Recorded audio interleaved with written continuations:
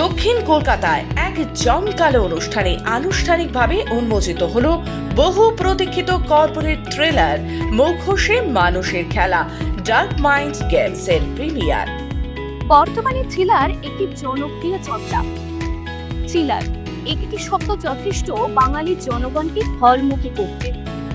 এরকমই একটি কর্পোরেট থ্রিলারের গল্প মুক্তি পাচ্ছে বড় পর্দায়।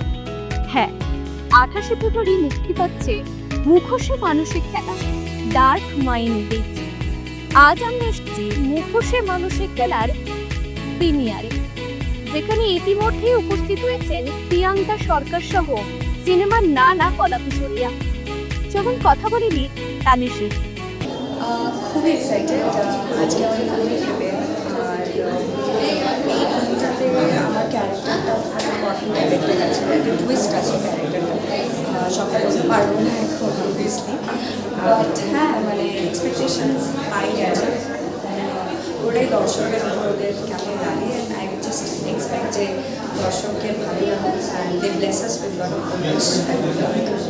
এটা আমার ফার্স্ট বিগ স্ক্রিন রিলিজ, তো এটার জন্য তো আমি খুবই এক্সাইটেড। আজকে আমাদের প্রিমিয়ার, তো ফাইনালি মুভিটা রিলিজ করছে থিয়েটার 28 ফেব্রুয়ারি। সবাইকে বলবো প্লিজ আপনারা মুভিটা এসে দেখবেন আর ফিডব্যাক জানাবেন কেমন লাগলো। তাকে বেসিক্যালি এটা একটা কর্পোরেট থ্রিলার চেষ্টা করেছি।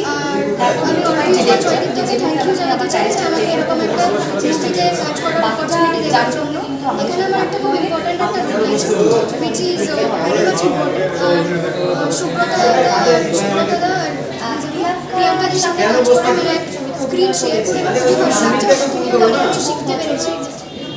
এই ছবিতে আমি সোনিয়া বলে একটি পুলিশ অফিসার ক্যারেক্টার প্লে করেছি উইথ সুব্রত দা। আর আমাদের মুভি মুখোশে মানুষের খেলাতে আপনারা সবাই দেখতে পারবেন যে এখানে একটা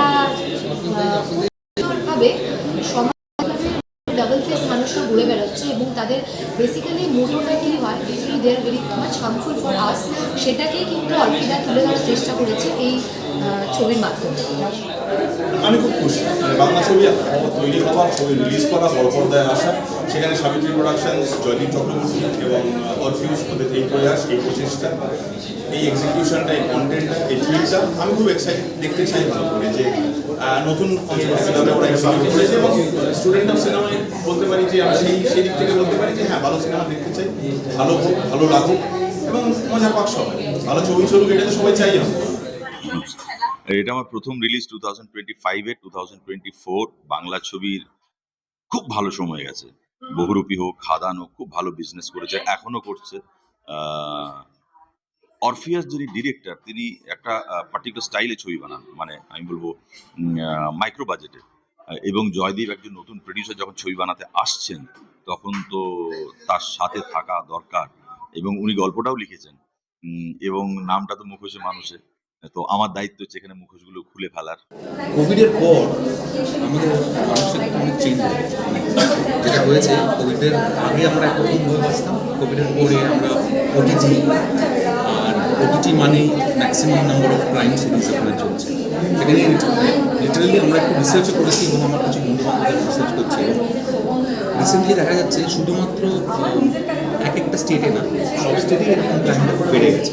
আমার মনে হয় হয়তো আজকে বেশি জানতে পারছি, এটাও কর্পোরেট, আমি নিজে কর্পোরেটে খুব ক্লোজলি দেখেছি, আমি নিজে কর্পোরেটের লোক।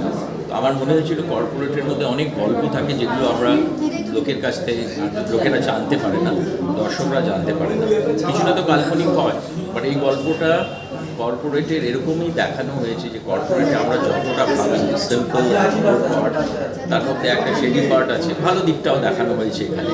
তো সব মিলিয়ে এই গল্পটার কনসেপ্টটা যখন আমার মাথায় আসে, আমার মনে হলো তখন কর্পোরেটের এটাকে বেস করে একটা থ্রিলার বানানো হোক, যেটা থেকে আমরা কর্পোরেটের যে র্যাট রেস, এই যে ল্যাডার উঠতে গিয়ে একজন আরেকজনকে নামিয়ে দিচ্ছে, যাকে বিশ্বাস করছি বলে দেখা যাচ্ছে সে মুখোশে ছিল। এই সব নিয়ে মুখোশে মানুষের খেলা ডার্ক মাইন্ড গেমস। তারা বারবারই প্রমাণ করছেন বাকি দর্শকদের তাদের ভালো লাগে, তারা সেটা ছবি দেন, তারা থিয়েটারে এসে ছবি দেখেন। তো সকলের কাছে এটাই রিকোয়েস্ট থাকবে যে থিয়েটারে এসে দেখুন এবং জানান আমাদের। পুরোটা দেখিনি, ইন্টারভেল এখন চলছে, আর যতটা হয়েছে ততটা ভালোই লাগলো। পুরোটা দেখলে পরে মার্ডার মিস্ট্রিটা কোন জায়গা থেকে হচ্ছে সেটা বুঝতে পারবো। সাবিত্রী প্রোডাকশন প্রযোজিত এবং পরিচালক অরফেয়াস মুক্তি পরিচালনায় নির্মিত এই সিনেমাটি 2025 সালের 28 ফেব্রুয়ারি কলকাতা ও সংযুক্ত আরব আমিরাতে প্রেক্ষাগৃহে মুক্তি পেতে চলেছে। প্রিমিয়ারটি ঘিরে ব্যাপক উত্তেজনা সিনেমা প্রেমীদের মধ্যে। প্রিমিয়ার ইভেন্টে উপস্থিত ছিলেন পরিচালক অরফেয়াস মুক্তি, পাশাপাশি প্রধান অভিনেতা জয়দীপ চক্রবর্তী, প্রিয়াঙ্কা সরকার ও বাস্তব জীবনের পুলিশ অফিসার এসিপি আলোক সান্যাল। আমরা কথা বলে নিলাম সিনেমার নানা কলাকুশলীদের সাথে। ক্যামেরায় প্রিয়াঙ্কা সাধুকার সাথে কোয়েল রয়ের রিপোর্ট, খবর বাংলা, কলকাতা।